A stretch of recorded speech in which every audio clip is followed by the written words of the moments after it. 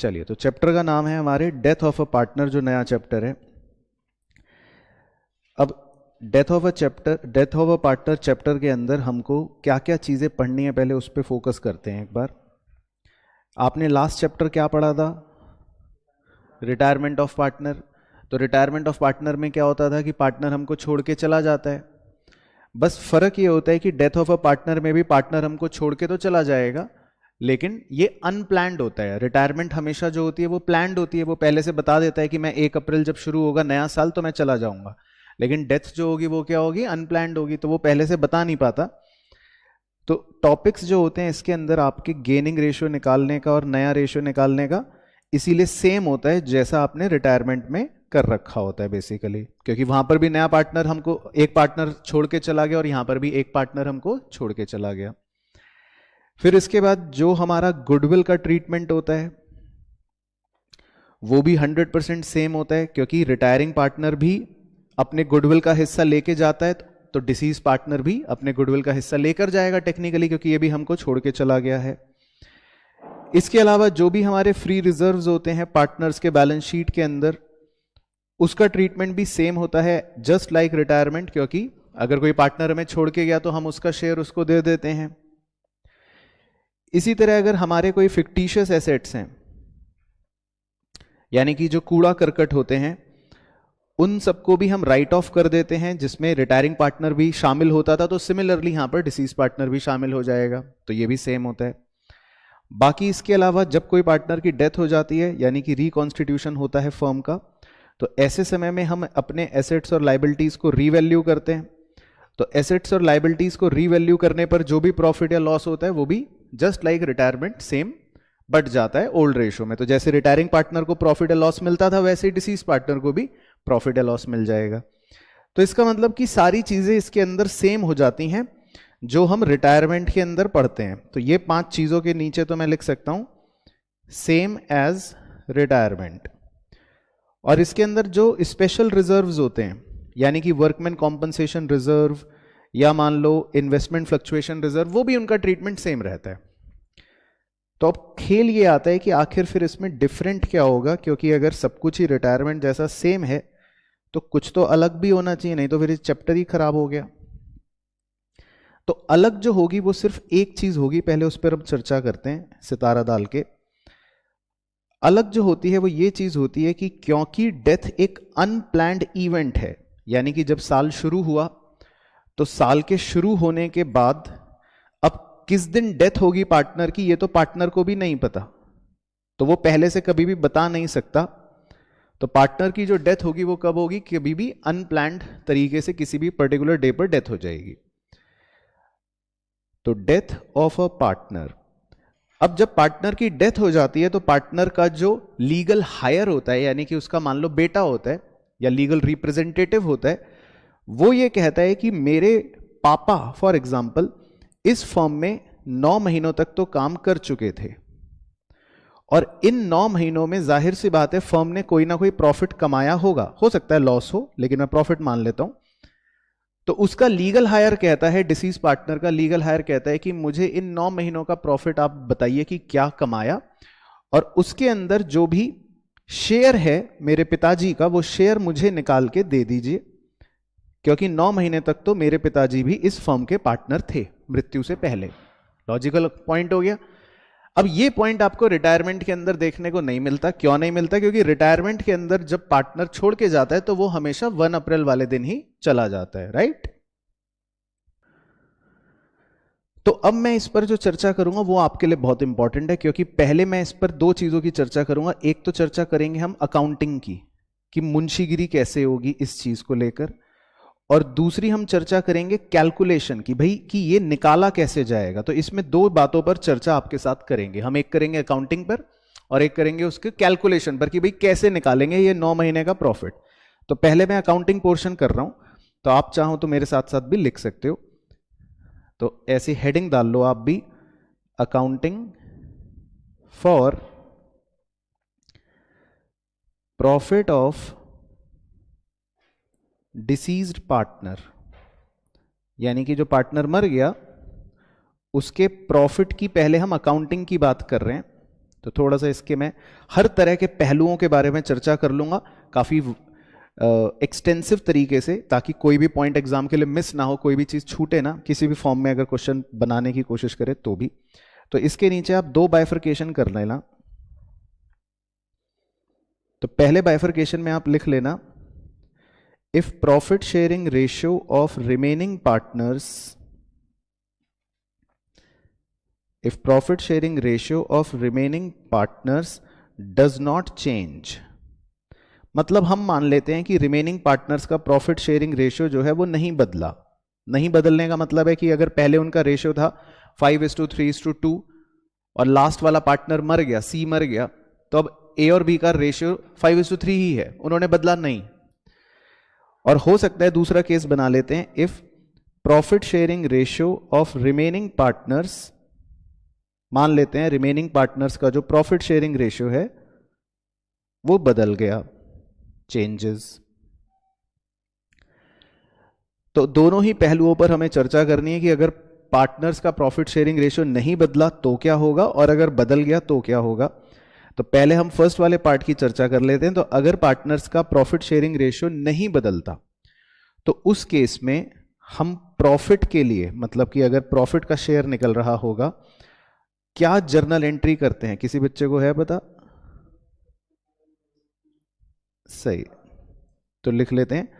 उस केस में हम एंट्री करते हैं P&L suspense account debit to deceased partners capital account, यानी कि हम शेयर ऑफ प्रॉफिट जो होता है वो डिसीज्ड पार्टनर को दे रहे हैं, इसीलिए उसको क्रेडिट कर रहे हैं। और एक हम नया अकाउंट ओपन करते हैं, इस नए अकाउंट का नाम होता है P&L सस्पेंस अकाउंट, यानी कि हम एक नए खाते को डेबिट करके उसके शेयर ऑफ प्रॉफिट को दे देते हैं।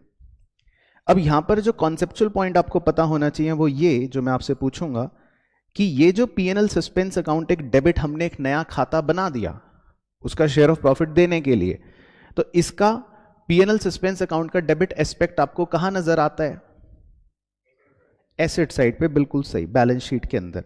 तो इन केस अगर बैलेंस शीट का वो पूछ ले क्वेश्चन छोटे नंबर में, तो आपको ये बात पता होनी चाहिए कि ये P&L सस्पेंस अकाउंट का डेबिट बैलेंस जो है ये आपको अपने एसेट साइड पर नजर आता है, क्योंकि आप जानते हो P&L के जो भी डेबिट बैलेंसेस होते हैं वो एसेट साइड पर शो होते हैं, तो ये भी उसी का भाई हो गया। एंड इसका वाइस वर्सा वो भी एंट्री लिख लेते हैं। फॉर लॉस, अगर मान लो डिसीज पार्टनर का शेयर ऑफ लॉस निकलता है, यानी कि उसके मरने के बाद 9 महीने में नुकसान हुआ, तो उस केस में आपकी एंट्री ऑपोजिट, उल्टी हो जाएगी, यानी कि हम इस बार डिसीज पार्टनर से पैसा ले रहे हैं एक तरह से। तो deceased partners capital account debit to P&L suspense account. तो फर्म के लिए ये एक तरह का फायदा हो गया, क्योंकि फर्म जो है ये डिसीज पार्टनर से पैसा ले रहा है, कह रहा नुकसान हो गया था तो लाओ अपने पिताजी का शेयर नुकसान का हमें दे दो। तो अब तो कहने की भी बात नहीं है। तो P&L सस्पेंस का ये जो क्रेडिट बैलेंस का एस्पेक्ट नजर आ रहा है, इसको हम कहां पर प्रेजेंट करेंगे? लायबिलिटी में, बिल्कुल सही। तो इसके बादल में लिख लेते हैं लायबिलिटी। तो आई होप पहले फर्स्ट पार्ट आपको अच्छे से क्लियर हो गया होगा, ठीक है ना? आप नोट कर लेना। तो ये कॉन्सेप्ट ओके। अब आते हैं कि अगर पार्टनर्स ने अपना प्रॉफिट शेयरिंग रेशियो बदल लिया है, यानी कि रिमेनिंग पार्टनर्स ने अपना प्रॉफिट शेयरिंग रेशियो क्या कर लिया? चेंज कर लिया।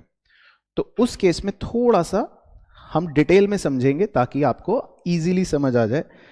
तो सबसे पहले हम लिखते हैं फॉर प्रॉफिट, कि मान लेते हैं अगर प्रॉफिट हुआ डिसीज पार्टनर को, या उसको प्रॉफिट का शेयर हमको देना है, तो उस केस में वैसे कॉन्सेप्चुअली क्या क्या एंट्रीज होती हैं? वैसे कॉन्सेप्चुअली 2 एंट्रीज होती हैं। तो मैं दोनों लिखूंगा, लेकिन बाद में दोनों को मैं मर्ज कर दूंगा एक में। तो आप चाहो तो बाद में मेरे मर्ज होने का इंतजार कर लेना, ये ए और बी मत लिखना, फिर आप खाली मर्ज वाली लिख लेना, ठीक है? तो प्रॉफिट के लिए हम पहली एंट्री करते हैं कि भाई क्योंकि प्रॉफिट का शेयर देना है हमें, तो हमारी एंट्री हो रही है P&L सस्पेंस अकाउंट डेबिट, और हमें प्रॉफिट का शेयर देना है तो obviously deceased partners capital account. तो हमने ये पैसा किसको दे दिया? डिसीज्ड पार्टनर को दे दिया। अब क्योंकि यहां की हेडिंग आप पढ़ोगे तो यहां पे प्रॉफिट शेयरिंग रेशियो बदला है, तो जब प्रॉफिट शेयरिंग रेशियो बदलता है तो हम ये मानते हैं कि जो भी रिमेनिंग पार्टनर्स थे उन्होंने गेन कर लिया होगा। तो हम तुरंत ही इस पीएनएल सस्पेंस अकाउंट के डेबिट बैलेंस को जो हम पिछले मेथड में एसेट की तरह शो कर रहे थे, तो इस मेथड में हम इस बार उसको एसेट की तरह शो नहीं करते और हम तुरंत ही इस पीएनएल सस्पेंस अकाउंट के खाते को राइट ऑफ करवा देते हैं। राइट ऑफ का मतलब इसको खत्म कर देते हैं, तो इसको क्रेडिट कर दिया। तो अब इसको क्रेडिट करा तो किसी ना किसी को तो डेबिट करना ही पड़ेगा, ताकि ये खाता अब क्योंकि राइट ऑफ हो रहा है, तो हम इसको राइट ऑफ करवा देते हैं गेनिंग पार्टनर्स के कैपिटल अकाउंट के जरिए। यानी कि जर्नल एंट्री के हिसाब से कॉन्सेप्ट बन गया gaining partners capital account debit to PNL suspense account. तो जैसे ही हमने डिसीज पार्टनर को शेयर ऑफ प्रॉफिट दिया पीएनएल सस्पेंस से, तो इस बार हम उसको एसेट साइड पे शो नहीं करते, क्योंकि तुरंत ही हम उस पीएनएल सस्पेंस को क्या कर देते हैं, राइट ऑफ कर देते हैं। तो क्लियर हो गया पॉइंट। अब आप इसको मर्ज करो दोनों को, तो दोनों को मर्ज करने पर आपकी अल्टीमेट एंट्री क्या बन जाएगी? बिल्कुल सही, क्योंकि पीएनएल सस्पेंस अकाउंट डेबिट और पीएनएल सस्पेंस अकाउंट क्रेडिट तो कट जाएगा। तो आप ये एंट्री लिख सकते हो, आपके लिए मुद्दे की या डायरेक्ट एंट्री बन गई gaining partners capital account debit to PNL to deceased partners capital account. तो आपके लिए ऊपर वाला बादल मर्ज होके एक बन गया। बाकी कॉन्सेप्ट के लिए मैं ऐड करूंगा नीचे, लेकिन वो आपके 12th के सवालों में होता नहीं है या होगा भी नहीं। अब किसी के मन में प्रश्न आ जाए, सर मान लो कोई पार्टनर सैक्रिफाइस करने लगा तो कॉन्सेप्चुअली हम उसे फिर क्रेडिट कर देंगे, लेकिन ये होगा नहीं। तो मैं इफ एनी लिख के छोड़ रहा हूं, अगर किसी को कॉन्सेप्चुअली पूरा कंप्लीट करने के लिए लिखना पड़ रहा है तो, लेकिन ऐसा कभी होगा नहीं। तो आपके लिए एंट्री क्या बन गई, एक बार बोल लो, रिवाइज हो जाएगा। Gaining partner capital account debit to deceased partner capital account, right, okay. अब लॉस की हम डायरेक्टली लिख लेते हैं बिना बादल बनाए। तो अगर मान लो लॉस होता या लॉस का शेयर देना होता, तो हमारी अकाउंटिंग एंट्री क्या हो जाती? Deceased partners capital account debit to gaining partners capital account. बाकी सैक्रिफाइसिंग अगर होता तो आप उसको डेबिट कर देते, पर वो होगा नहीं, मैं इसलिए लिख नहीं रहा। तो आपकी एंट्री बन जाती deceased partner capital account debit to gaining partners capital account. तो लॉस का शेयर जो होता वो हम सीधा ये एंट्री लिख लेते। तो इसमें भी टेक्निकली दो एंट्रियां मर्ज हो गई, लेकिन हमने डायरेक्टली लिख लिया। तो ये तो हो गया अकाउंटिंग का कॉन्सेप्ट। चलो, तो अब ये तो हो गई जी मुंशीगिरी। अब हम इसका लिखते हैं अकाउंटिंग के बाद कैलकुलेशन, कि आप इसकी कैलकुलेशन कैसे करोगे, वो भी इंपॉर्टेंट है, सवालों के जरिए भी देखेंगे। Calculation of share of profit. तो ये भी आप चाहे मेरे साथ हेडिंग बना लो, क्योंकि इस पूरे डेथ चैप्टर में ध्यान रखना यही एक चीज अलग और नई है, बाकी तो सब कुछ 100% सेम है। तो इसके अंदर भी दो बातें हो सकती हैं।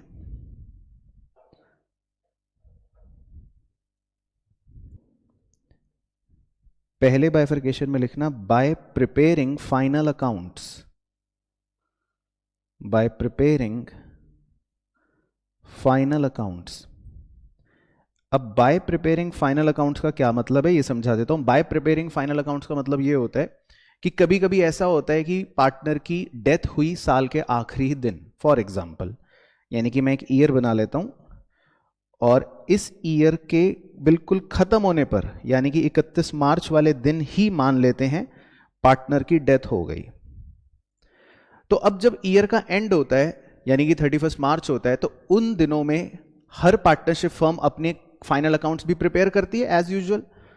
तो ऐसे केस में तो जब वो अपने फाइनल अकाउंट्स प्रिपेयर कर रही होती है, तो फिर वो कहती है कि हम एक काम करते हैं, हमें कोई अलग से पीएनएल सस्पेंस अकाउंट खोलने की जरूरत नहीं है, क्योंकि अभी तो हम अपने अकाउंट को वैसे भी क्लोज कर रहे हैं, हम अपने वैसे भी क्या प्रिपेयर कर रहे हैं, फाइनल अकाउंट्स प्रिपेयर कर रहे हैं। तो पार्टनरशिप फर्म जब अपने फाइनल अकाउंट्स प्रिपेयर करती है, तो वो क्या बनाती है अकाउंट, आपने फंडामेंटल में पढ़ा था, पीएनएल एप्रोप्रिएशन अकाउंट बनाती है। तो इस केस में आप लिख लो, एंट्री लिख लो, ताकि आपको ये बात याद रहे। इस केस में हम क्या करते हैं, हम PNL appropriation account debit to partners capital account, ये एंट्री पास कर देते हैं प्रॉफिट के लिए, फॉर प्रॉफिट लिख सकते हो, फॉर प्रॉफिट। यानी एक बेसिक एंट्री है ये, जो आपने वैसे भी फंडामेंटल में लिख रखी है प्रॉफिट की। तो पूरे साल का जो भी प्रॉफिट होगा, पूरे साल का जो भी प्रॉफिट होगा, वो पूरा प्रॉफिट तीनों पार्टनर्स में बट जाएगा। अब उसमें जो मरा पार्टनर उसको भी मिल जाएगा पूरे साल का। इस मेथड को कहते हैं बाय प्रिपेयरिंग फाइनल अकाउंट्स। तो अगर कभी भी डेथ होने पर पार्टनरशिप फर्म ये सोच रही है कि चलो हम अपने फाइनल अकाउंट्स ही बना लेते हैं, तो उस केस में कभी भी आप पीएनएल सस्पेंस अकाउंट ओपन नहीं करोगे। इस बात को ध्यान रखना है हर बच्चे को। क्लियर हो गया मेरा पॉइंट? मैं रिपीट कर रहा हूं कि अगर पार्टनरशिप फर्म डेथ होने पर फाइनल अकाउंट्स प्रिपेयर कर रही है, तो क्या पीएनएल सस्पेंस आप ओपन करोगे? नहीं ओपन करोगे। आप उसको सीधा प्रॉफिट कहां से दे दोगे? पीएनएल एप्रो से दे दोगे। ठीक है ना। दूसरे वाले एरो में आते हैं। अब दूसरे वाले एरो के अंदर होते हैं टू टाइप्स, यानी कि इसमें आमतौर पे दो तरीके चलते हैं बाजार के अंदर। बाजार का मतलब है आपके 12वीं के अंदर। उसमें आप दो छोटे छोटे एरो बना के लिख सकते हो। एक होता है on the basis of time, यानी समय के हिसाब से, और दूसरा होता है ऑन द बेसिस ऑफ, बताओ क्या? On the basis of turnover, बिल्कुल सही, या सेल्स जिसको कह देते हैं। तो सेल्स भी लिख सकते हो आप ब्रैकेट में। तो पहले दोनों का मीनिंग समझा देता हूं, फिर कहानी बहुत ही सिंपल है। On the basis of time का मतलब है कि समय के हिसाब से। बहुत ही सिंपल पॉइंट होता है इसका। समय के हिसाब से का मतलब है कि मान लो ये करंट ईयर है, पूरा वर्ष है, और इसमें अभी 5 ही महीने हुए थे, और 5 महीने बाद मान लेते हैं पार्टनर की डेथ हो गई। तो बहुत ही लॉजिकल पॉइंट है कि अब अगर आपको डिसीज पार्टनर का शेयर निकालना है, तो आप कितने महीने का निकालोगे? 5 महीने का ही निकालोगे। तो इसको बोल देते हैं on the basis of time, यानी कि हम डिसीज पार्टनर को सिर्फ 5 ही महीने का प्रॉफिट का शेयर निकाल के दे देंगे। सिंपल। तो इसको बोल देते हैं on the basis of time. तो इसमें सॉल्व करने का कोई फॉर्मूला नहीं होता, ये क्वेश्चन टू क्वेश्चन डिपेंड करता है कि उसने क्या लैंग्वेज दे रखी है। तो इसीलिए मैं इसमें कोई फॉर्मूला नहीं लिखवाऊंगा, इसमें बस हम लिख लेंगे क्वेश्चन टू क्वेश्चन डिपेंड करेगा। कई बार वो कहता है प्रीवियस 2 ईयर के एवरेज का प्रॉफिट ले लो, कई बार वो कह देगा प्रीवियस 5 ईयर के एवरेज प्रॉफिट ले लो, कई बार वो कह देगा प्रीवियस 3 ईयर का एग्रीगेट प्रॉफिट ले लो। वो कुछ भी बोल सकता है। तो वो हमारा क्वेश्चन टू क्वेश्चन डिपेंड करेगा, जो हम प्रैक्टिस से सीख जाते हैं। अब आता है कि वो कहता है समय के हिसाब से नहीं, सेल्स के हिसाब से बताओ। तो ये बड़ा अच्छा यूनिक कॉन्सेप्ट है, इस पे आप थोड़ा इंपॉर्टेंट मार्क कर लेना। इसके सवाल आने की संभावना इसीलिए ज्यादा होती है कि सेल्स के हिसाब से निकालने का क्या मतलब होता है। तो मैं यहां पर उदाहरण बना रहा हूं, वो आपको बनाने की जरूरत नहीं है। तो मान लेते हैं कि इस साल 5 महीने काम हुआ, और 5 महीने के बाद मान लेते हैं पार्टनर की डेथ हो गई। तो अब हम इस बार समय से कोई लेना देना नहीं है। वो 5 महीने बाद मरा, 5 दिन बाद मरा, 5 हफ्ते बाद मरा, चाहे 5 साल बाद मरा, हमें समय से यहां कोई मतलब नहीं है। हम किससे मतलब निकालते हैं? हम कहते हैं कि एक बार मुझे प्रीवियस ईयर का टर्नओवर बताओ। प्रीवियस ईयर का मतलब हो गया पिछले साल की सेल्स बताओ। तो पार्टनरशिप फर्म कहती है कि पिछले साल की सेल्स है मान लो हमारी 10 लाख रुपए। ठीक है। फिर हम कहते हैं कि अब पिछले साल का प्रॉफिट बताओ। तो मान लेते हैं वो पिछले साल का हमें प्रॉफिट बताते हैं कि पिछले साल का प्रॉफिट है 2 लाख रुपए। तो क्षितिज भाई जल्दी से क्या आप गणित करके ये बता सकते हो कि पिछले साल अगर 10 लाख रुपए की सेल आप करते हो और उस 10 लाख रुपए की सेल पर आप 2 लाख रुपए का मुनाफा कमाते हो, तो एक प्रकार से आपने कितने प्रतिशत प्रॉफिट कमाया अपनी सेल पर? बताओ, जल्दी से गणित करके बता सकते हो क्या? कि अगर आपने पिछले साल 10 लाख रुपए की सेल करी है और 10 लाख में से 2 लाख रुपए आपने प्रॉफिट कमाया है, तो how much percentage of the sales you have earned as profit? 20%। बिल्कुल सही। तो मैं इसको हाईलाइट कर रहा हूं, इसमें सब बच्चे सहमत है? किसी को कोई परेशानी दिक्कत तो नहीं? तो इसका मतलब आप अपनी सेल्स का कितने प्रतिशत मुनाफा कमा लेते हो? 20%। अब मरे हुए पार्टनर का जो बच्चा होता है वो पूछता है अंकल अंकल अब मुझे ये बताओ, आपने इन 5 महीनों में, मतलब पापा के मरने से पहले तक की सेल्स कितने रुपए करी है? तो मान लो पार्टनरशिप फर्म ने कहा कि हमने सेल करी है 4 लाख, फॉर एग्जाम्पल, कि हमने इन 5 महीनों में कितनी सेल करी है? For example 4 lakh. तो उसका बच्चा क्या करेगा? वो यही तो सोचेगा कि आप अगर 20% प्रॉफिट कमाते हो तो 4 लाख की सेल पर क्या प्रॉफिट कमाया होगा? 80,000। तो यहां पर हमने समय का कोई यूज करा क्या? नहीं करा। यहां पर हमने प्रॉफिट को किस बेसिस पर निकाला? सेल के बेसिस पर, कि भाई सेल क्या हो रही है। अगर यही 4 लाख की बजाय सेल होती मान लो 40 लाख, फॉर एग्जाम्पल, एक जीरो और बढ़ा देता हूं, तो इन 5 महीनों का फिर प्रॉफिट भी क्या हो जाता? 8 लाख हो जाता। तो यहां पर समय का कोई यूज नहीं है। यहां पर हम किसके बेसिस पे शेयर ऑफ प्रॉफिट निकाल रहे होते हैं? टर्नओवर के बेसिस पे निकाल रहे होते हैं। क्लियर हो गया पूरा पॉइंट?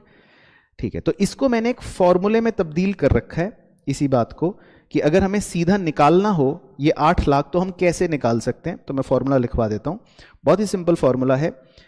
इसके लिए हम प्रीवियस ईयर प्रॉफिट पहले वो लिखते हैं न्यूमरेटर में, डिवाइड करते हैं प्रीवियस ईयर की सेल्स से यानी कि डिनोमिनेटर में, और मल्टीप्लाई कर देते हैं करंट ईयर की सेल्स से जो हमें दे रखी होती है। तो बेसिकली आपको तीनों चीजें दे रखी होंगी। तो ये अगर फॉर्मूला पुट करोगे तो आपका सीधा आंसर आ जाएगा 80,000। ठीक है ना? अगर मैं अपने एग्जांपल में भी ये फिगर पुट करूं तो आंसर सीधा सीधा निकल जाएगा 80,000। कहो तो क्रॉस चेक करवा देता हूं, क्योंकि मुझे पता है आपको लगेगा कि सर भरोसा नहीं है। तो प्रीवियस ईयर का प्रॉफिट था 2 लाख, प्रीवियस ईयर की सेल थी 10 लाख, और इनटू करंट ईयर की सेल थी हमारी 4 लाख। तो अगर आप इसको सॉल्व करोगे तो कितना आ जाएगा प्रॉफिट? तो ये आ जाएगा 80,000। तो सीधा आप इस प्रकार से आंसर निकाल सकते हो कि हमारा इन 5 महीनों का प्रॉफिट कितना हुआ। फिर उसके बाद बाकी तो डिसीज्ड पार्टनर का शेयर इसमें आपको निकालना पड़ेगा। तो वो मैं नीचे लिख देता हूं, डिसीज्ड पार्टनर्स शेयर, वो जो भी होगा 2/5, 3/5, 1/2, 8/9, जो भी गिवन होगा वो हम निकाल लेंगे। तो बेसिकली आपको क्या करना है, कैलकुलेशन पार्ट पर दोबारा से एक बार क्रक्स सुन लो। अगर हम फाइनल अकाउंट्स मेथड प्रिपेयर करके फॉलो कर रहे हैं तो इसका मतलब तो कुछ नहीं करना आपको टेक्निकली, क्योंकि फिर तो हम पूरे साल का प्रॉफिट दे रहे हैं, तो ये तो चांस आने की बहुत कम संभावना होती है। ये सिर्फ थ्योरी में पूछेगा।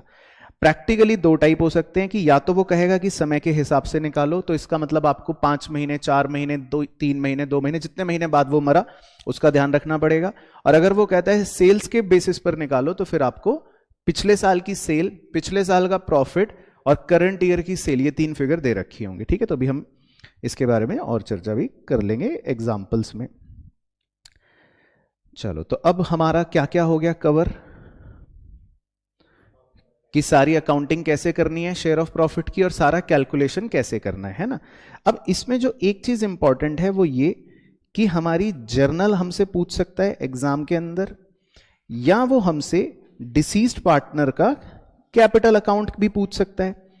तो इस पर एक चर्चा कर लेंगे, और मेरे को पक्का यकीन है कि ये चर्चा करके ही आपको दोनों चीजें क्लियर हो जाएंगी। तो एक बार चर्चा कर लेते हैं।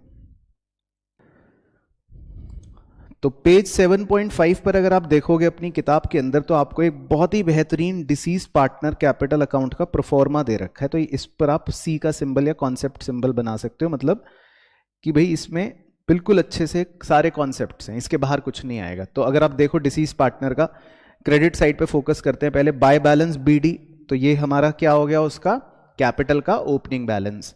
अब क्या पता उसका कोई करंट अकाउंट का भी बैलेंस हो, ये हो सकता है उसका करंट अकाउंट का भी कोई बैलेंस हो बैलेंस शीट में, तो उसके करंट अकाउंट के बैलेंस को भी हम यहीं पे अब ट्रांसफर कर देते हैं। अब अलग से करंट अकाउंट क्यों नहीं बनाना डिसीज पार्टनर का, क्योंकि वो तो मर गया, तो हम करंट अकाउंट के पैसे को भी कहां ट्रांसफर कर देते हैं, कैपिटल अकाउंट में। अच्छा पॉइंट कवर हो गया। उसके बाद कई बार आपको लायबिलिटी साइड में उसी पार्टनर का लोन भी नजर आता है, बोलो हाँ, आता है ना नजर। तो आप उस लोन को जो लायबिलिटी साइड पे नजर आता है अगर उस पार्टनर का, उसको भी कहां ट्रांसफर कर दोगे, उसके कैपिटल अकाउंट में ट्रांसफर कर दोगे। इसके अलावा आपने उसको शेयर ऑफ प्रॉफिट दिया मान लो, तो पीएनएल सस्पेंस अकाउंट आ गया। इसके अलावा मान लो रिवैल्यूएशन का शेयर इन गेन दिया, तो वो आ गया। इसके अलावा आपने उसको कोई जनरल रिजर्व या फ्री रिजर्व का शेयर दिया, तो वो आ गया। और इसके अलावा कई बार ऐसा होता है, बहुत ही बेहतरीन पॉइंट है ये, काफी बच्चे मिस आउट करते हैं, उसके 4 या 5 महीने के मरने के दौरान हम उस डिसीज पार्टनर को उन 4 या 5 महीनों का इंटरेस्ट ऑन कैपिटल भी देते हैं।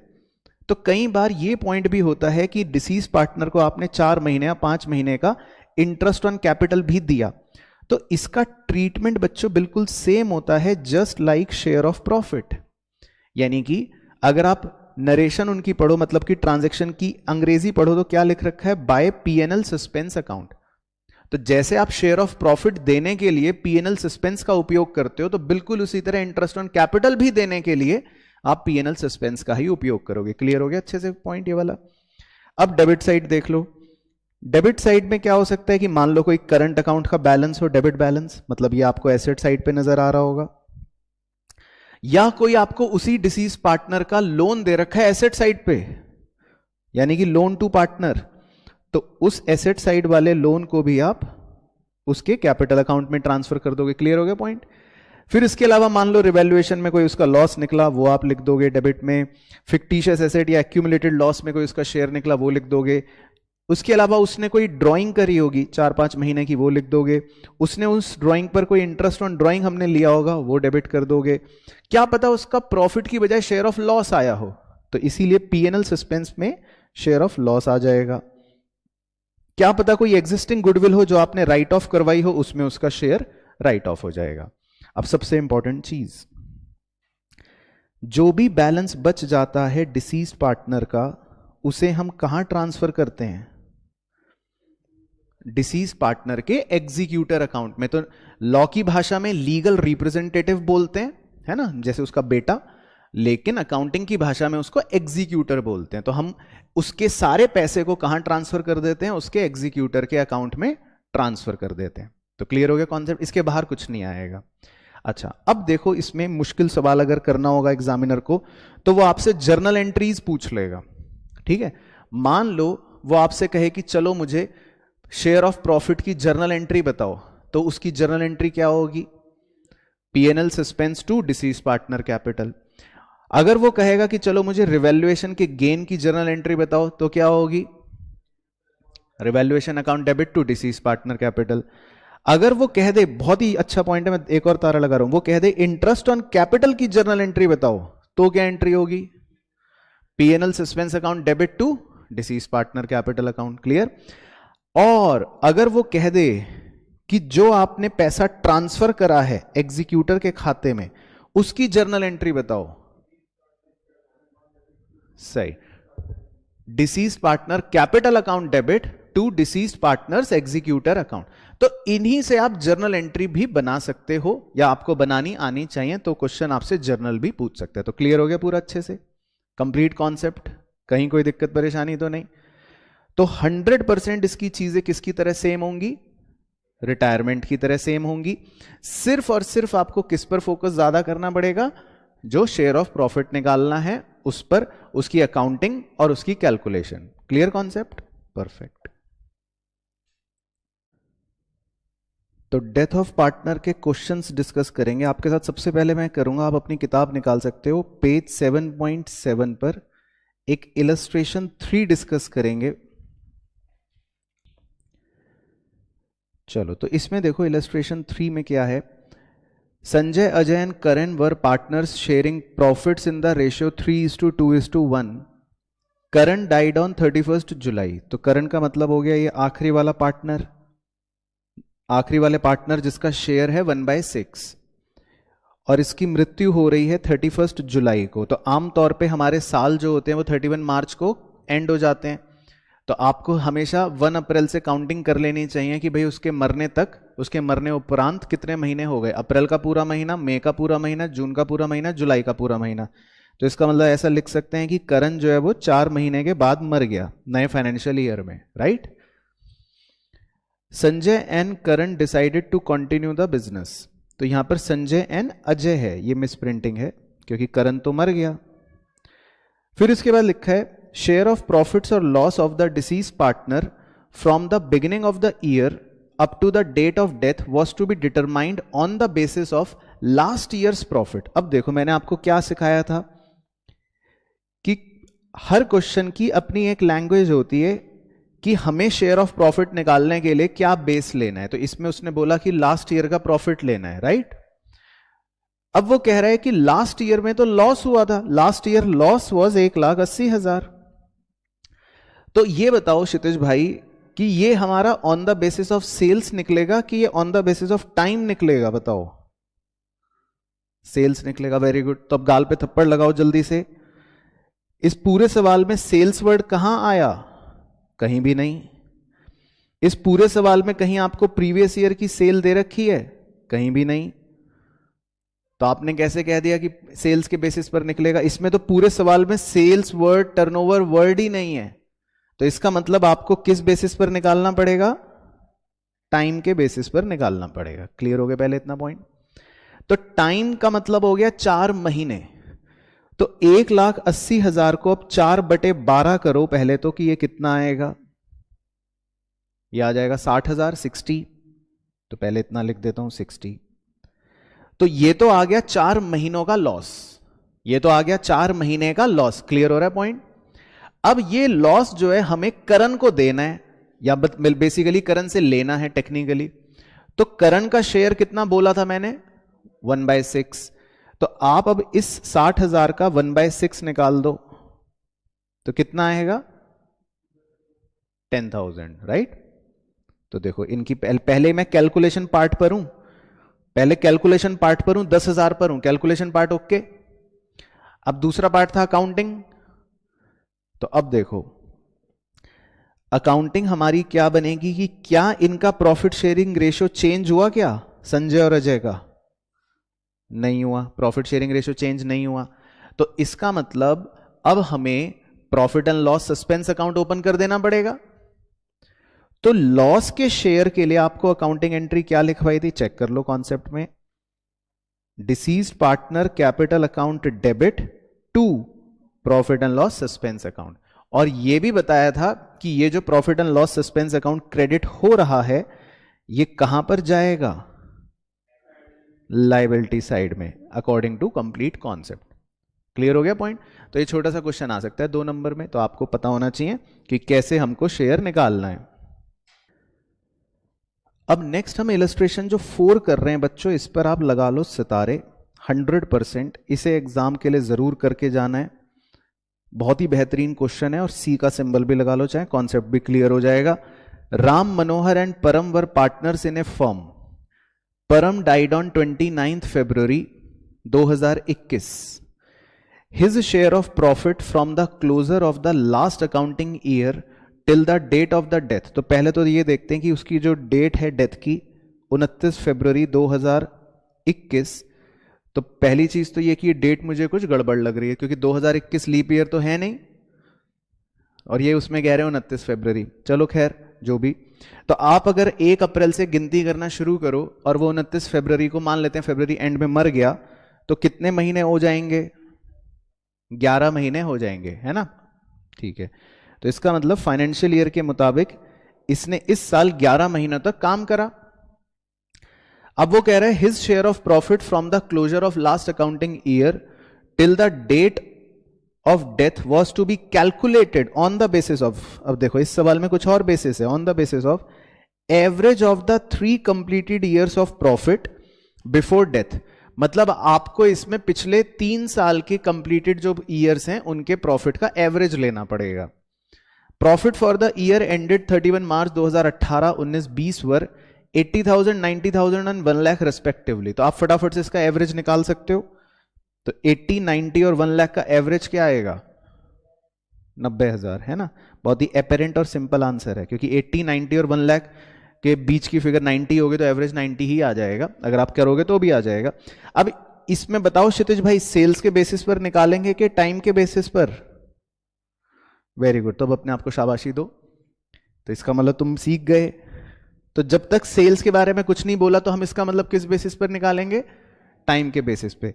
तो 90,000 अगर हमारा एवरेज है तो इसको आपको पहले 11/12 करना पड़ेगा, यानी कि टाइम के हिसाब से निकालना है, 11 महीने का निकालना है। तो 11 महीने का कितना आ जाएगा? ये 11/12 करके। चलो जो भी आया जो भी आया छोड़ो। अब मरा कौन व्यक्ति? परम, आखिरी वाला व्यक्ति मर गया। तो इनका प्रॉफिट शेयरिंग रेशियो क्या दे रखा है आपको? नहीं, ओरिजिनली इनका प्रॉफिट शेयरिंग रेशियो क्या दे रखा है? 1:1:1। ये हमें कैसे पता चला? क्योंकि क्वेश्चन साइलेंट है। तो देख रहे हो इसमें कितने अच्छे कॉन्सेप्चुअल पॉइंट है। क्वेश्चन अगर साइलेंट है तो हम तीनों पार्टनर्स का रेशियो क्या मानते हैं? इक्वल मानते हैं। तो इसीलिए परम का कितना शेयर बन जाएगा प्रॉफिट के अंदर? 1/3 बन जाएगा। तो आपको पहले ये मैथमेटिक्स सॉल्व करके ये निकाल लेना है कि उसका शेयर ऑफ प्रॉफिट होगा क्या। ये तो हो गई कैलकुलेशन पार्ट। ओके, पहले कैलकुलेशन क्लियर हो गया, ठीक है। तो ये निकाल लो पहले आप। तो कैलकुलेशन पार्ट करके आ गया 27500, मतलब 27,500। पहले यहां तक बिल्कुल प्रोसेस क्लियर है, ठीक है। अब आगे देखना। अब उसने ये बोला है बहुत ही इंपॉर्टेंट चीज जिसके लिए स्टार बनवाया था, calculate Param's share of profit till the date of death. वो तो हो गया। And pass journal entry for the same when, दो cases. Case 1, profit sharing ratio of the remaining partner does not change. और second, profit sharing partners of remaining partners changes and new ratio being 3:2। तो इसमें आपके दोनों accounting case cover हो रहे हैं, तो इस पर चर्चा कर लेते हैं एक बार। तो देखो इसमें सबसे पहले केस 1 देखो, when profit sharing ratio of Ram and Manohar does not change, ठीक है। तो इसमें हमने क्या सीखा था कि जो भी उसका शेयर ऑफ प्रॉफिट हम निकालते हैं डिसीज पार्टनर का, उसके लिए हम एक एंट्री कर देते हैं बस, PNL suspense account debit to deceased partner capital account. तो इस केस में हमने डिसीज पार्टनर को यानी कि परम को उसका शेयर ऑफ प्रॉफिट दे दिया 27,500, और हमने एक पीएनएल सस्पेंस अकाउंट नाम से डेबिट कर दिया, खाता खोल दिया, जो वैसे कॉन्सेप्चुअली कहां प्रेजेंट हो रहा होगा? अब एसेट में। तो ये तो हो गई अकाउंटिंग 1 कंप्लीट। दूसरा केस आपके लिए ज्यादा इंपॉर्टेंट है, मतलब उसको देखना समझना ज्यादा इंपॉर्टेंट है। When profit sharing ratio changes, तो उसने प्रॉफिट शेयरिंग रेशियो क्या कर दिया था? बदल के 3:2 कर दिया था।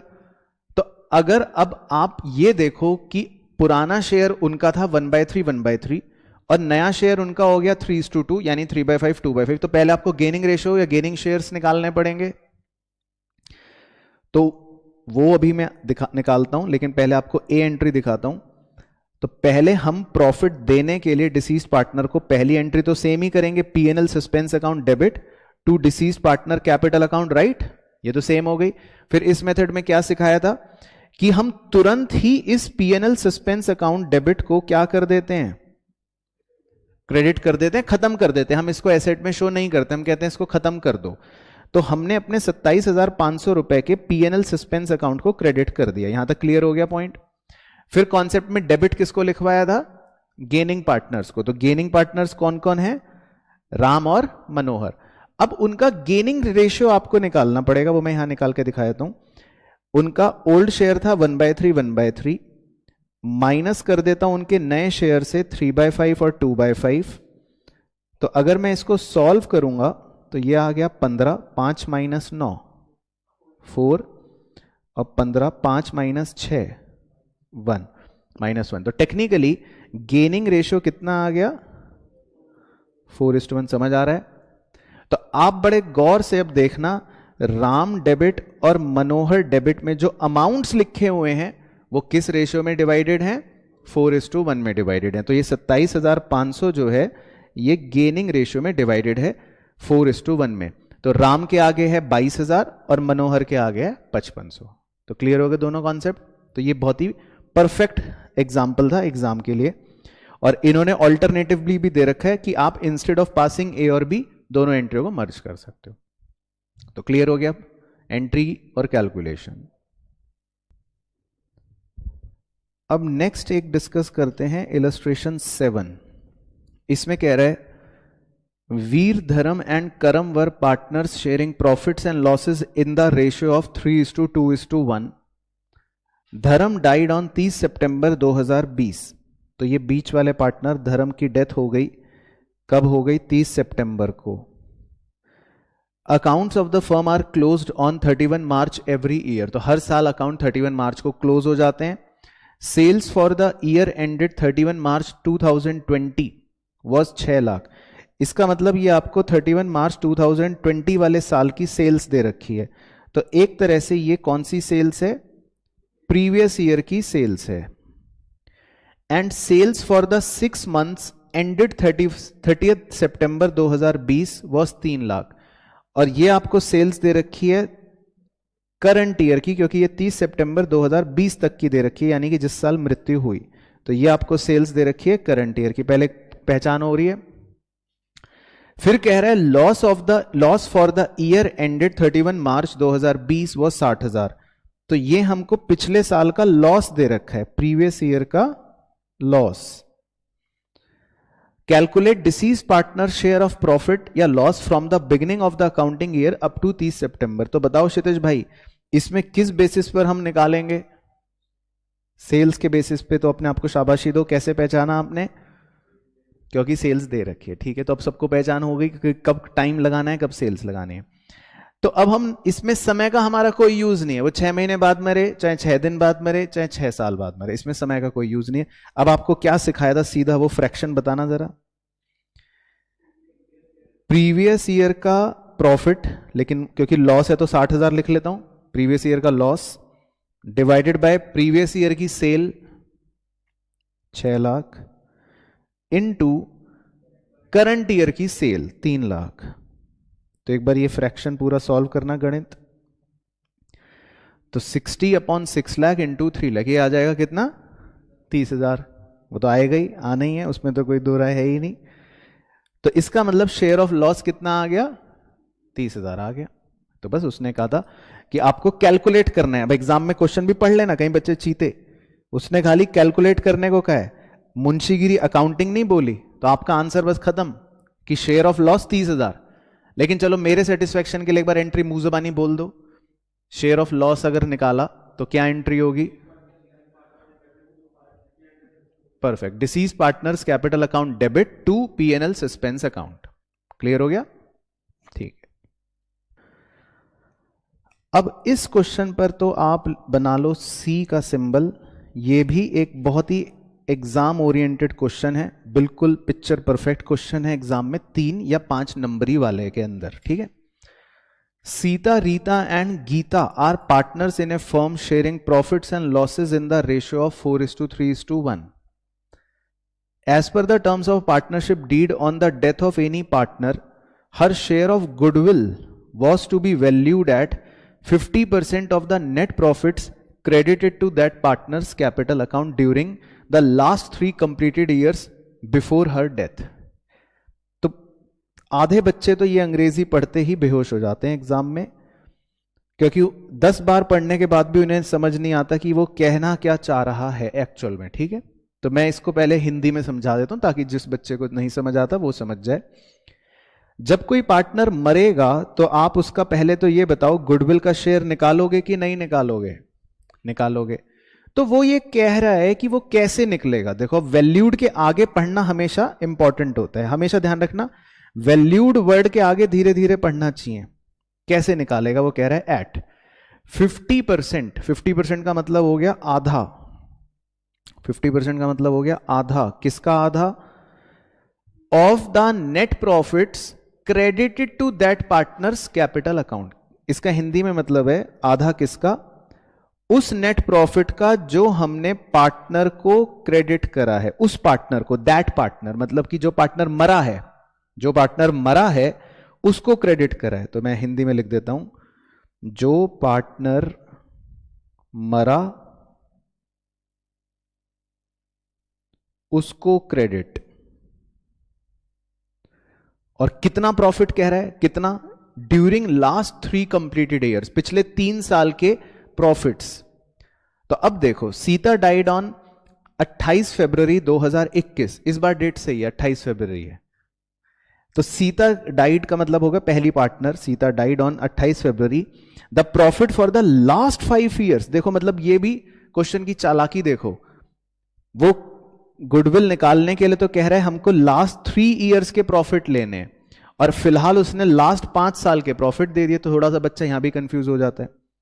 तो 2016 का ये, 17 का ये, 18 का ये, 19 का ये, 20 का ये।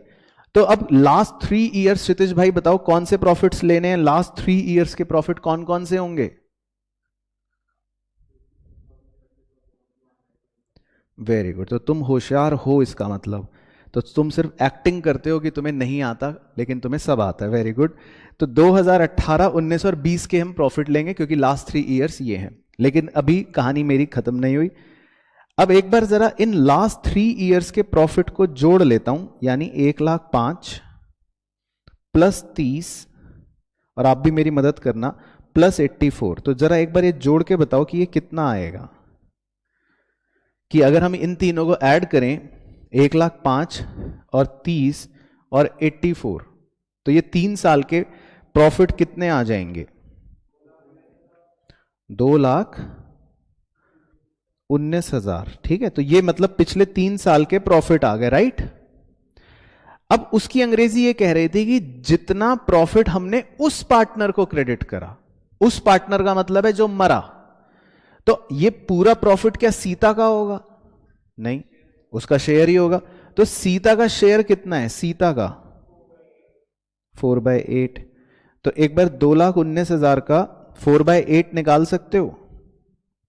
2,19,000 का 4/8,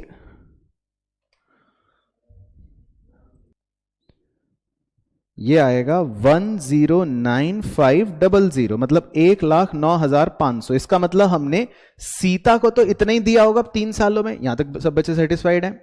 क्लियर? तो उसकी अंग्रेजी है कि पिछले 3 सालों में हमने जितना भी प्रॉफिट क्रेडिट करा है सीता को, यानी कि 1,09,500, क्लियर, उसका क्या करना है? आधा, 50%, आधा कर दो। अब इसका आधा और कर दो, तो 1,09,500 का आधा और कर दो बच्चों, आधा। तो मेरे ख्याल से कितना आ जाएगा? 54,750। तो ये आपका गुडविल का शेयर आ गया बच्चों सीता का। तो बेसिकली गुडविल का देखो शेयर निकलवाने के लिए उसने क्या क्या कहानी रची, बट समझ आ गया।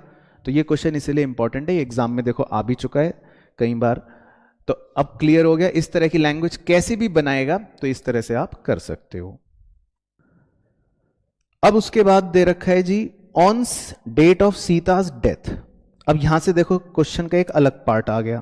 कह रहा है सीता की डेथ वाले दिन building was found under valued bye 80%। Building जो है वो 80,000 रुपए कम पाई गई, तो इसका मतलब आपको बढ़ानी पड़ेगी। तो ये आपके लिए क्या हो जाएगा? फायदा। फिर calculate the amount of Sita share of goodwill in the firm. ये तो हमने निकाल ही लिया था अभी अभी, जिसपे पूरी लंबी चौड़ी चर्चा करी कि 54,750।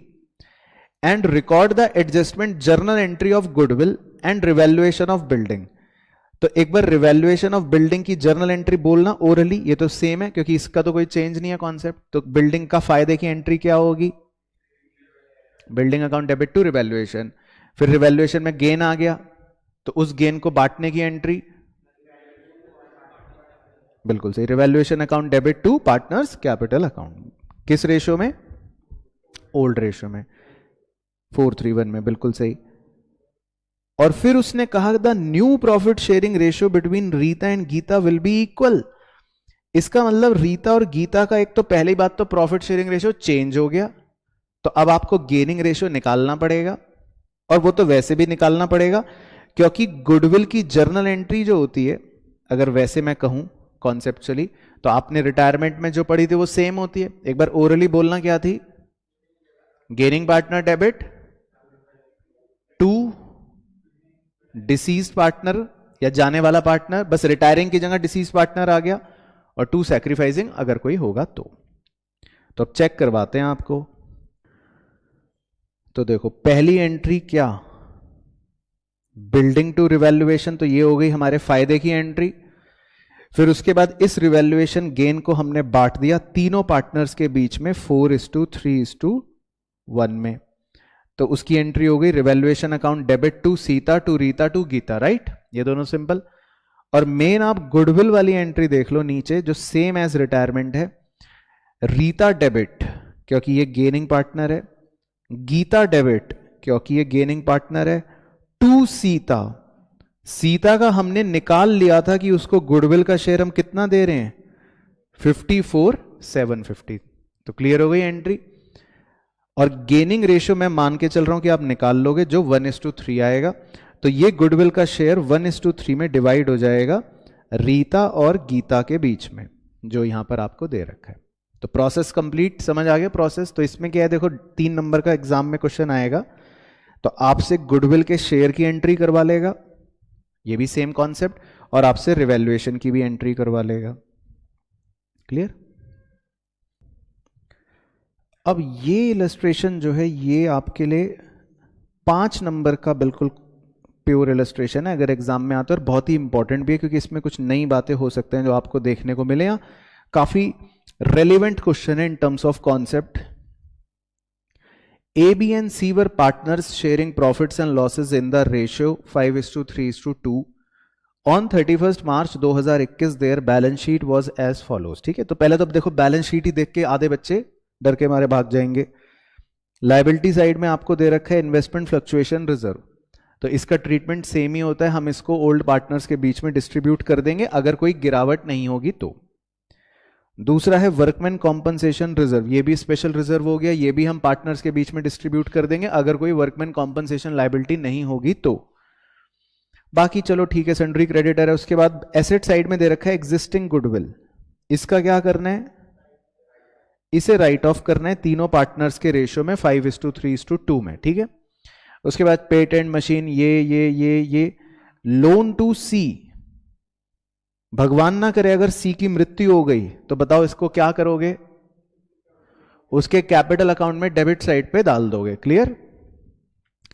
फिर कैश एट बैंक, चलो ठीक है। उसके बाद है एडवर्टाइजमेंट एक्सपेंडिचर, ये क्या है, कूड़ा, इसको राइट ऑफ कर देंगे ओल्ड रेशियो में। और उसी के नीचे पीएनएल अकाउंट भी दे रखा है, ये क्या है, कूड़ा, क्योंकि एसेट साइड पे दे रखा है, तो ये दोनों कूड़े क्या हो जाएंगे, ये भी ओल्ड रेशियो में राइट ऑफ हो जाएंगे। तो मतलब बैलेंस शीट के अंदर ही आप देखोगे कितने अच्छे अच्छे आइटम्स हैं। तो पहले तो एग्जिस्टिंग गुडविल राइट ऑफ, दो कूड़े वो भी राइट ऑफ, क्लियर होगी बैलेंस शीट। फिर नीचे दे रखा है सी डाइड ऑन 1 अगस्त, तो सी की मृत्यु हो गई है 1 अगस्त को, तो कितने महीने हो गए एक बार काउंट कर लें, अप्रैल का पूरा महीना, मई का पूरा महीना, जून का पूरा महीना, जुलाई का पूरा महीना, 4। अगस्त का तो पहला ही दिन है तो अगस्त को काउंट नहीं करेंगे, है ना, ये तो सबको याद होगा ना। उसके बाद C had withdrawn 5,000 during the period from 1 April to the date of death. C ने 5,000 रुपए भी विड्रॉ करे हैं अपनी डेथ तक, तो बताओ ड्रॉइंग्स को कहां लिखोगे, कैपिटल अकाउंट में डेबिट साइड पे। It was agreed between his executor and the remaining partners that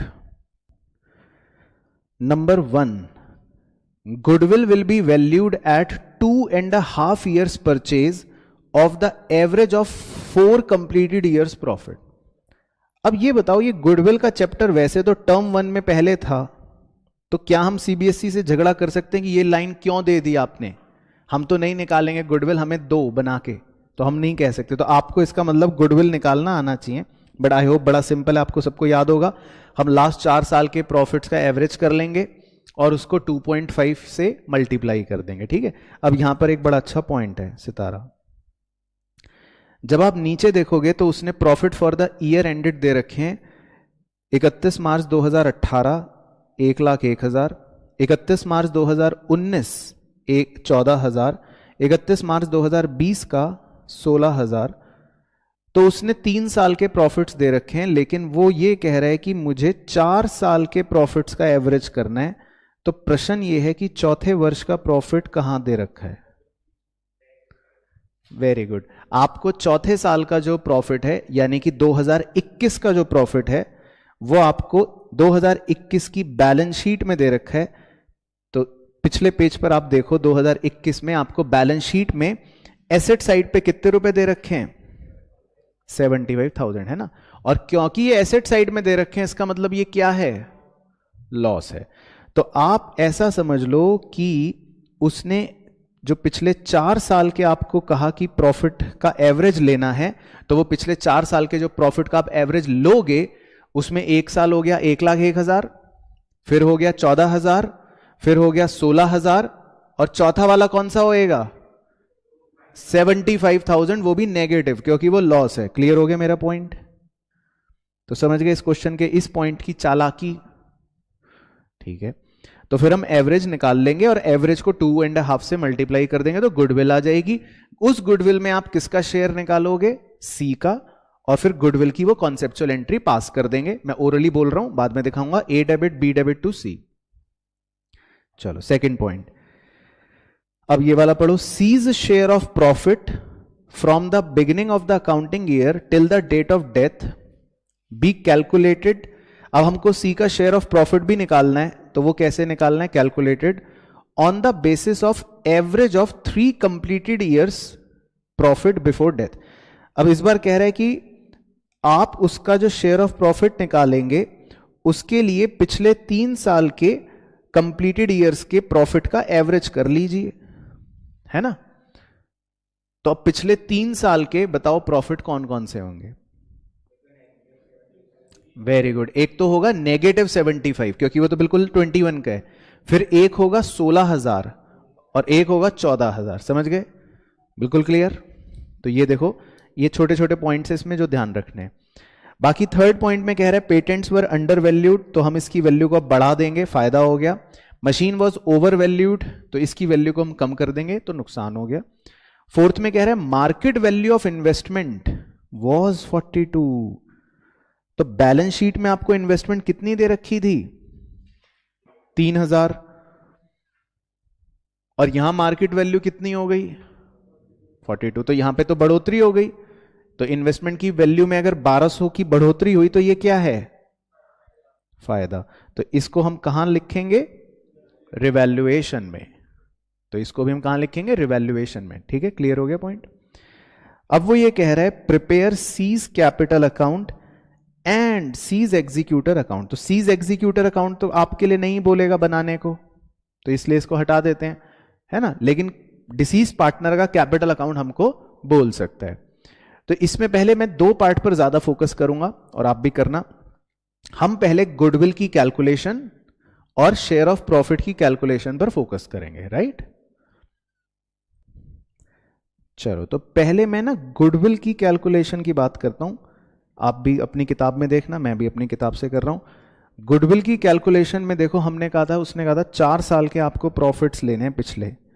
तो 1,01,000, 14,000, 16,000, और जो सबसे इंपॉर्टेंट पॉइंट है वो ये कि 2021 में बैलेंस शीट में लॉस था 75, तो उसको आपको चौथे साल का एक तरह से लॉस बनाकर लेना है, फिर उनका एवरेज आ जाएगा यानी कि डिवाइड बाय 4, और फिर आप उसको 2.5 यानी नंबर ऑफ ईयर परचेज से मल्टीप्लाई करोगे। तो एक बार ये बता दो सब बच्चों को, प्रोसेस क्लियर है कि ये क्या पॉइंट है लॉस का? ठीक है, तो इसको सॉल्व करके निकालो कि क्या आ रहा है। 56,000 बटे 4 इंटू 2.5, तो कितना आ गई गुडविल? 35। अब कौन मरा था इसमें? सी। तो आपको निकालना पड़ेगा इसमें सी का शेयर ऑफ गुडविल। तो सी का शेयर क्या था? सी का शेयर था 2/10, तो ये बन जाएगा आपका 7,000। तो गुडविल में डिसीज पार्टनर का शेयर आ गया 7,000। ठीक है ना। तो सबसे पहले यहां तक सब बच्चों देख लो कि ओके हो गया, सबको क्लियर हो गया, परफेक्ट। फिर निकालते हैं उसका शेयर ऑफ प्रॉफिट, जो उसने कहा था कि सी का शेयर ऑफ प्रॉफिट भी निकाल लो, और उसके लिए उसने कहा था कि पिछले 3 साल का आप एवरेज प्रॉफिट ले लेना।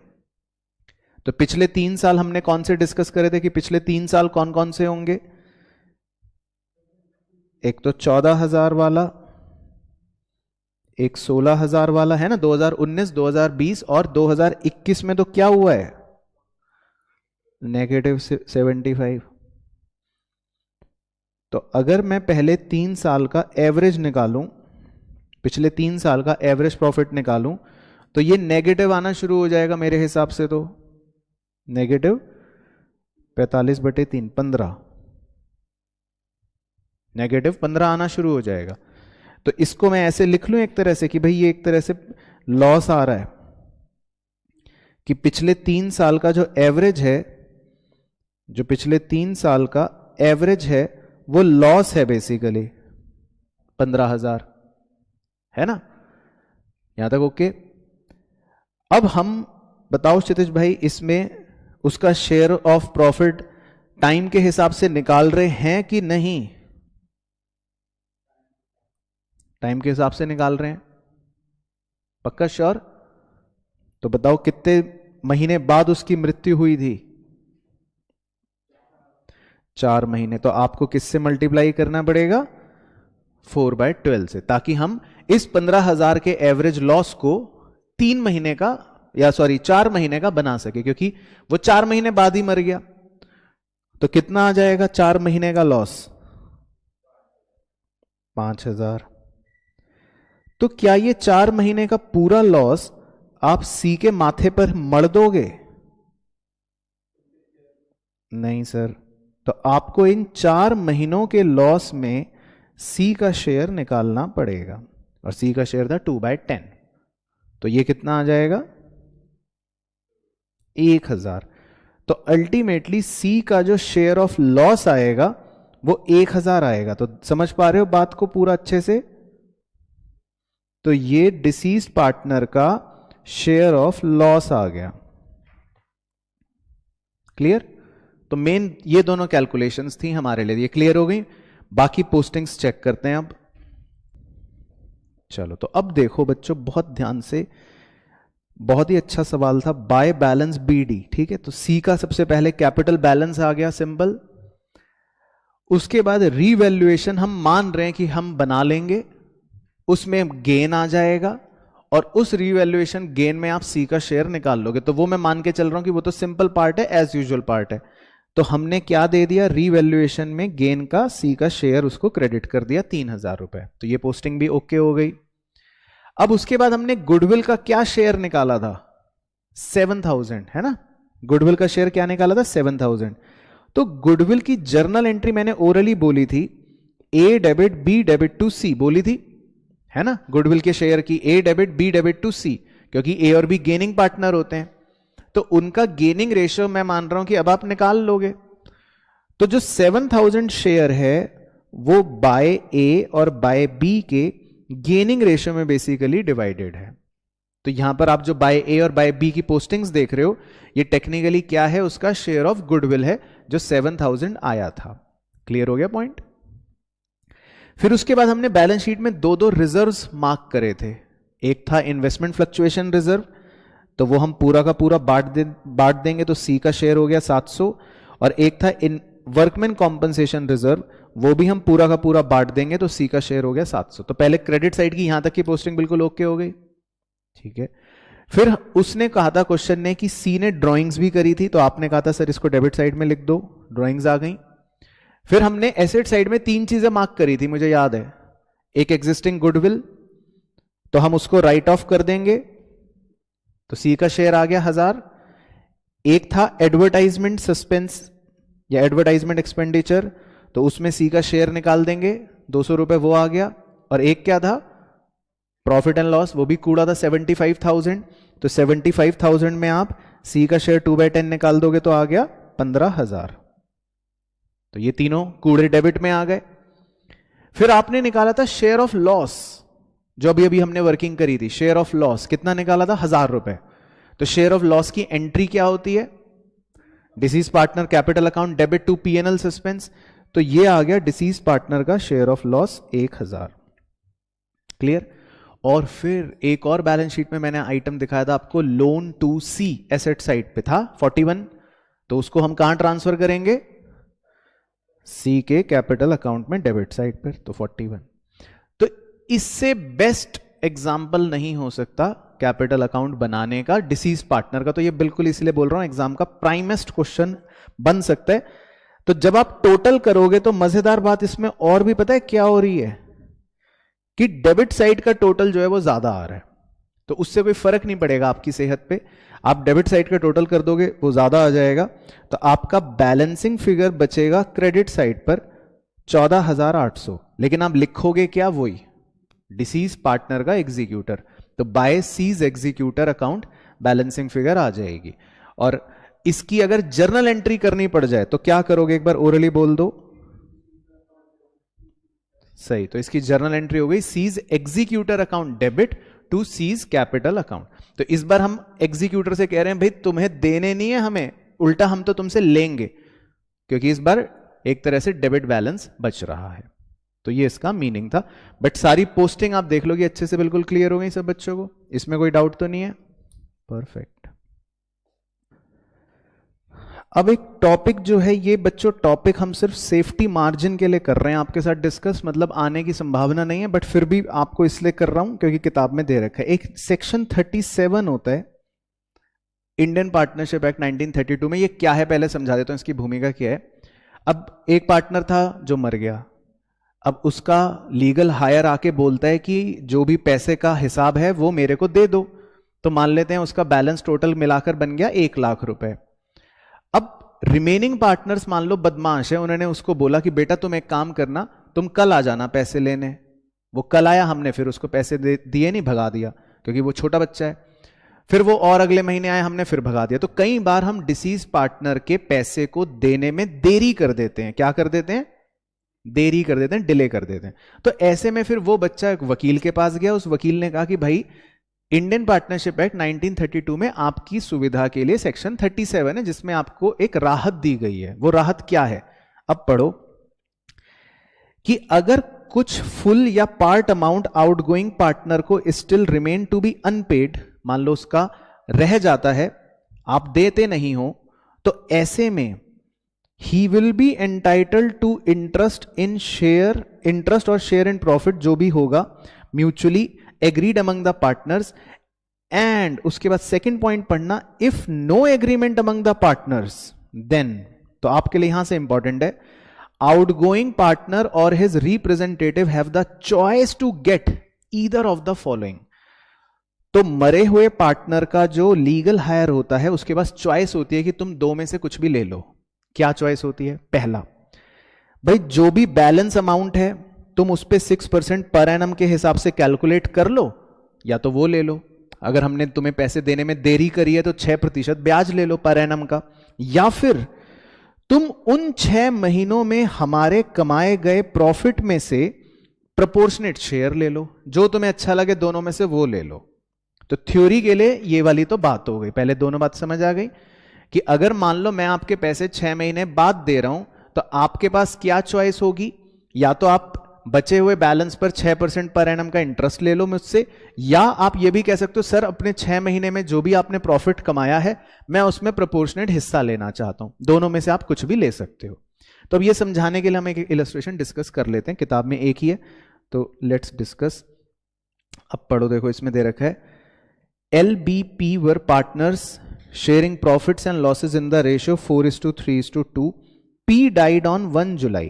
तो देखो लास्ट वाले P की डेथ हो गई on 1 July, on which date the capitals of L, B and P after all necessary adjustment stood at 75, 65 and 45। तो थोड़ा ध्यान से पढ़ना मेरे साथ रुककर। L की कैपिटल कितनी है इसका मतलब 75, बी की कैपिटल कितनी है इसका मतलब 65, पी की 45। तो पी पे फोकस करो, कौन मरा है? पी मरा है। तो एक तरह से हमें पी को कितने रुपए देने हैं? 45। समझ गए बात? तो एक तरह से हमें कितने रुपए देने हैं? 45, ठीक है, पी को। लेकिन अब आगे पढ़ना, L and B continue to carry on the business for 6 months without settling the account of P. समझ गए अंग्रेजी? तो उन दोनों ने बिजनेस शुरू मतलब चालू रखा 6 महीनों तक और उसका पैसा सेटल नहीं करा। During the period of 6 months year ending 31 December a profit of 50,000 is earned by the firm. इन 6 महीनों में फर्म ने कितना मुनाफा कमा लिया? 50,000 रुपए का मुनाफा कमा लिया। पहले आपको क्वेश्चन समझ आ रहा है सब बच्चों को? अब देखो, state which of the 2 options available with Pal's executor under section 37। तो ये तो हो गया थ्योरी पोर्शन कि भाई उसके पास 2 चीजें कौन कौन सी हैं। तो 2 चीजें थ्योरी के लिए बोलनी हो तो मैं बोल दूंगा भाई या तो वो 6% पर एनम ब्याज ले ले, या फिर वो प्रॉफिट का अपना प्रोपोर्शनेट हिस्सा ले ले। लेकिन वो दोनों में से लेगा कौन? अगर समझदार होगा तो जो भी ज्यादा आएगा, जो भी दोनों में से ज्यादा निकलेगा वो लेगा। तो अब वो दिखाते हैं आपको। तो अब देखो, सबसे पहले फर्स्ट ऑप्शन उसके पास क्या होता है कि वो 6% पर एनम के हिसाब से इंटरेस्ट ले ले। तो पाल का क्या बैलेंस हमने मार्क करा था? 45,000। तो अगर आप 45,000 का 6% कैलकुलेट करते हो तो यानी 6/100, और कितने मंथ्स के लिए? 6 महीने के लिए। तो 6 महीने समझ गए क्यों कर रहे हैं हम? क्योंकि डिले जो हुआ है वो 6 महीने का हुआ है। सवाल में लिखा था हम कितने महीने बाद उसको, मतलब अभी तक पैसे नहीं दे रहे, 6 महीने बाद तक नहीं दे रहे, तो वो हमसे 6% जो इंटरेस्ट लेगा सिर्फ 6 महीने का लेगा। क्लियर हो गया पॉइंट? तो ये आंसर कितना आ जाएगा? 1350। तो ये तो हो गया उसके बाद ऑप्शन 1। ऑप्शन 2 जो होता है वो बहुत इंटरेस्टिंग होता है समझना, क्योंकि यहां पर प्रोपोर्शनेट प्रॉफिट का मतलब बच्चे कई बार सोचते हैं बस सीधा प्रॉफिट शेयरिंग रेशियो से तो निकालना है, तो गलत हो जाएगा। प्रोपोर्शनेट शेयर ऑफ प्रॉफिट कैसे निकालते हैं, बड़े ध्यान से सुनना। ये बताओ कि तीनों पार्टनर्स की कुल मिलाकर पूंजी कितनी लगी हुई थी बिजनेस में? 75 थी लाल की, बाल की 65 थी और पाल की 45 थी, है ना? तो इसका मतलब तीनों पार्टनर्स की मिलाकर पूंजी कितनी लगी हुई है? 185, है ना? अब हम खाली प्रोपोर्शनेट प्रॉफिट देना चाहते हैं पाल को, पी को। तो 185 में से पाल की पूंजी कितनी है? खाली 45। तो आप इसको प्रोपोर्शनेट कहते हो। दिस इज बेसिकली प्रोपोर्शन, कि अगर फर्म की कुल पूंजी 185 है तो उसमें से पाल की पूंजी कितनी है? खाली 45 है। तो हम जो 50,000 का प्रॉफिट है वो प्रोपोर्शनेटली इसीलिए इस प्रोपोर्शन में बांट के देते हैं। तो 50,000 रुपए का प्रॉफिट कमाया था ना 6 महीने में, तो वो 50,000 रुपए का प्रॉफिट प्रोपोर्शनेटली पाल का कितना निकलेगा? 12,162। तो ये ऐसे निकाला जाता है। तो याद रहेगा, क्लियर हो गया पॉइंट? तो दोनों में से कौन सा हायर है? सेकंड वाला। तो बस यही लिखा है, देखो last line, Pal's executor should exercise option 2। तो पाल का एग्जीक्यूटर जो है वो ऑप्शन 2 एक्सरसाइज कर लेगा। तो ये है पूरा आपका डेथ चैप्टर, जिसमें सारे 2 नंबरी, 3 नंबरी, 5 नंबरी खत्म, जो आपसे पूछ सकता है। चाहे जर्नल एंट्री पूछ ले, चाहे लेजर पूछ ले, चाहे कैलकुलेशन पूछ ले, चाहे अकाउंटिंग पूछ ले। बाकी एग्जीक्यूटर वो आपसे बनवाएगा नहीं, ना ही कोई कैपिटल एडजस्टमेंट आपसे करवाएगा। तो बिल्कुल क्लियर अच्छे से? परफेक्ट।